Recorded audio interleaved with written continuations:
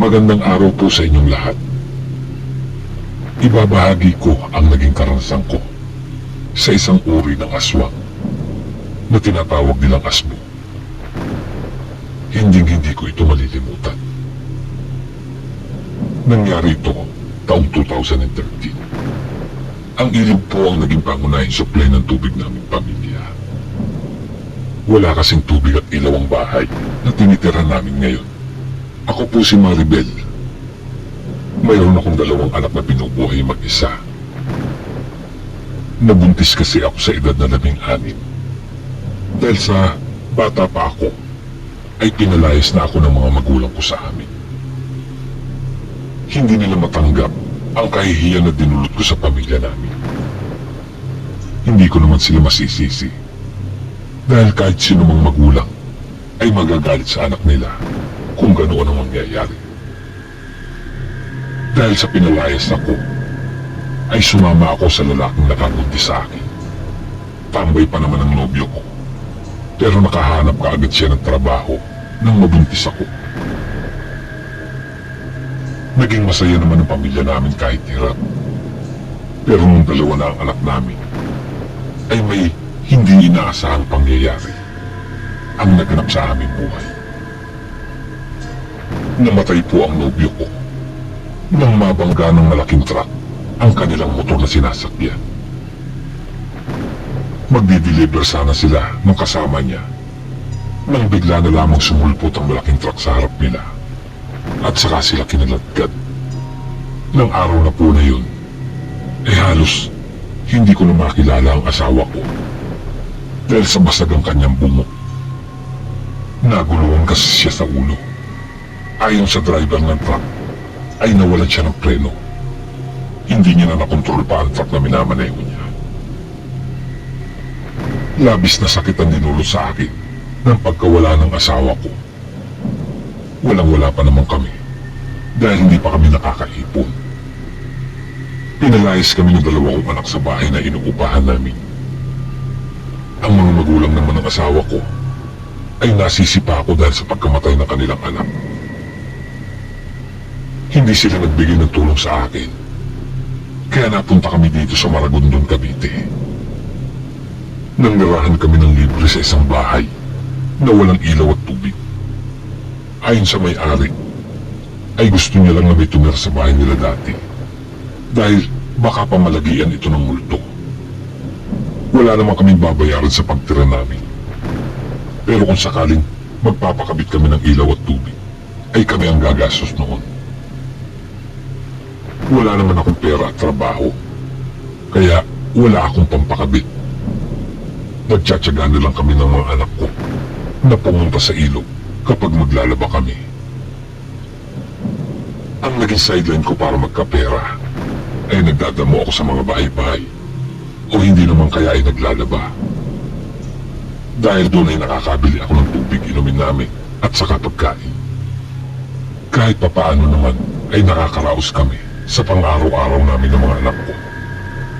Mabuti na nga lamang at parehas na silang hindi dumedede. Nagulat na lang ako isang araw nang bisitahin ako ng kapatid ko. Hindi ko alam ang tototohanin niya pala ang pagbisita sa akin. Siya si Myla, ang panganay namin, at siya ang kadikit ko sa mga kapatid ko. 5 po kasi kami magkakapatid. Siya ang panganay, at ako naman ang bunso. Sabi niya ay naaawa raw siya sa kalagayan ko. Niyaya niya akong bumalik sa amin, pero tumanggi ako. At sinabing, huwag niyang sabihin sa mga magulang namin ang naging sitwasyon ko. Panigurado kasing pagagalitan lang ako, at ipangangalanda ka ng maling nagawa ko. Nag-stay ang kapatid ko sa bahay ng halos 2 linggo. Siya muna ang nagbabantay sa mga anak ko habang naglalaba ako sa ilog. Siya rin ang gumagastos muna sa amin. Nagkaroon kasi ng magandang trabaho ang kapatid ko. Minsan na hindi ko maiiwasang magsisi. Kung siguro nakinig lang ako sa mga magulang ko, ay nakapagtapos siguro ako at nagkaroon ng magandang trabaho gaya ni Ate Maida. Pero huli na ang lahat para magsisi dahil sa nangyari na nga ang lahat. Isang gabi noon, hindi ko napansin na wala na pala kaming tubig na magagamit. Nang araw na yun ay nagtatay pa naman ang anak ko, kaya kailangan talaga ang tubig. Dali-dali ako nagtungo sa ilog. Hindi naman kasi ganun kalayo ang ilog mula sa bahay namin. Bit-bit ko ang timba at gasera papunta sa ilog. Habang abala ako sa pagsalok ng tubig, ay may napansin akong isang matandang babae. Napakahaba ng buhok niya. Parang konti na lang ay abot na ito sa kanyang tuhod. Bilog kasi ang buwan ng mga oras na iyon at may liwanag na nagbibigay sa akin upang makita ang matanda sa gilid ng ilog. Maya-maya pa ay naaninagan kong may paparating na lalaki. May dala itong panghuli ng isda. Malamang ay manghuhuli ito. Dito kasi madalas gabi o madaling araw sila nanguhuli ng isda. Pinagmasdan ko lang sila. Parang nag-uusap pa silang dalawa. Hanggang sa bigla na lang napasigaw ang lalaki. Akma sanang kakaripas ng takbo ang lalaki nang bigla siyang hatakin ng matanda. Nakaramdam ako ng matinding takot, kaya nagtago ako sa malaking puno. Itinabi ko ang gaserang hawak ko sa batuhan at tinakpan ito ng bato para hindi makita ang liwanag. Nagulat ako sa kakaibang lakas ng matanda. Parang laruan lamang na inihampas ng matanda ang lalaki sa batuhan ng ilog. Ilang ulit niya yung ginawa. Tumama ang ulo nito sa malalaking bato. At nang masiguro ng matanda na wala ng buhay ang lalaki, ay bigla na lamang niyang isinubsob ang mukha niya sa tiyan ng lalaki. Napahawak ako sa bibig. Parang isang gutom na hayop ang matandang babae habang kinakain nito ang laman loob ng lalaki. At napansin ko pa na parang may hinihila ito mula sa loob ng tiyan ng lalaki. Pagkatapos ay muli niyang isinubsob ang muka sa tiyan ng lalaki. Nanginginig po ang buong katawan ko habang pinapanood siya. Nanlalambot ang aking mga kamay. Hindi ko inaasahang makakakita ako ng ganitong kaganapan sa buong buhay ko. Para po akong naistatwa sa sobrang takot. Hindi po ako makagalaw. Ilang minuto matapos niyang kainin ang laman loob ng lalaki, ay sumulong siya sa ilog. Nilinis pa niya ang kanyang katawan. At ilang saglit pa, ay bigla pong nagbago ang kanyang anyo. Bigla siyang naging isang malaking aso. Lumingali nga muna siya bago tuluyang naglakad papalayo. Ilang minuto muna ang pinalipas ko bago ako umalis sa pwesto ko. Hindi ko na nagawang dagdagan pa ng tubig ang timba nang dahil sa takot ko. Pagka-uwi ko sa bahay, ay pinagpawisan ako ng sobra. Ngayon lang po ako nakakita ng ganoon. Dahil doon ay napatunayan ko na sa aking sarili na totoo nga ang aswang. Hindi kasi ako naniniwala sa kanila. Dahil nang magbuntis ako, eh wala naman akong naramdaman na aswang. Walang aswang na nanggulo sa akin. Ikinuwento ko yun sa kapatid ko at sobra siyang kinilabutan. Sinabi niya sa akin na dapat ay mag-ingat kaming mag-iina. Kinabukasan, ay kumalat na ang balita na may lalaking natagpuan sa ilog na wakwakan tiyan. Maraming tao ang nakapalibot sa bangkay ng lalaki. Habang nakatingin ako sa lalaki, ay para bang naalala ko ang lahat ng nangyari kagabi. Muling nanumbalik sa isipan ko ang nangyari. Napahawak pa ako sa sikmura ko dahil parang masusuka ako sa itsura ng lalaki. Gusto ko na sanang magsalita na nakita ko ang buong pangyayari.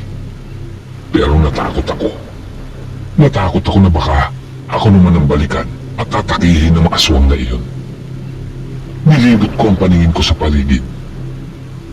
Dahil baka mamaya ay nakikinig lang pala ang aswang na yun sa amin.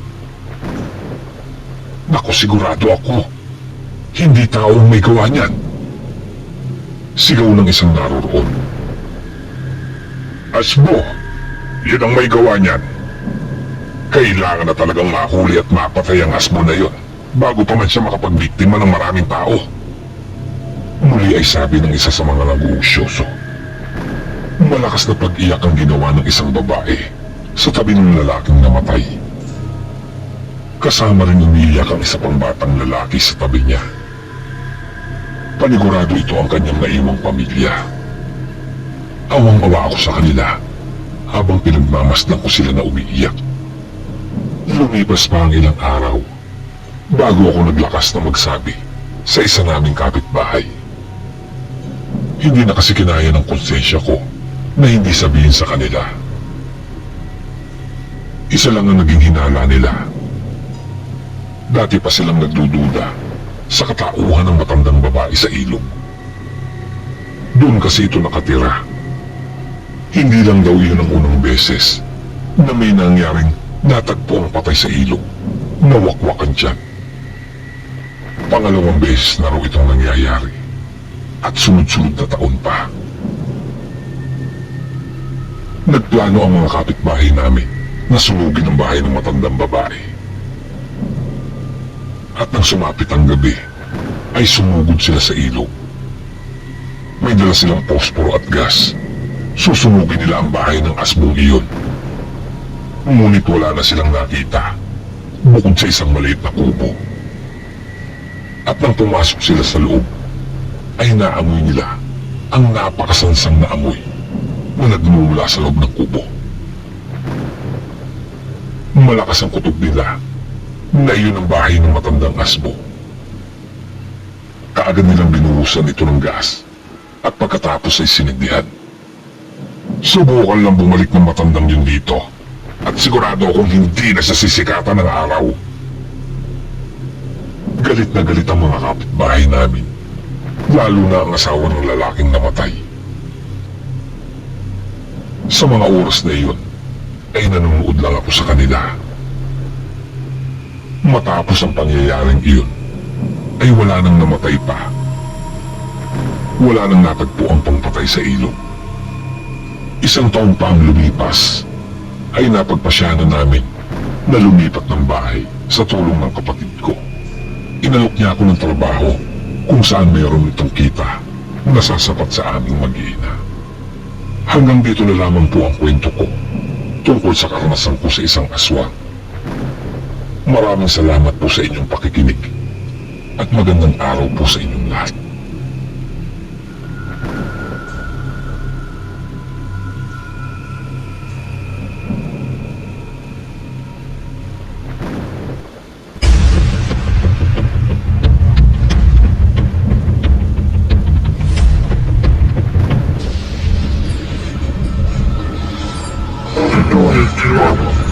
Story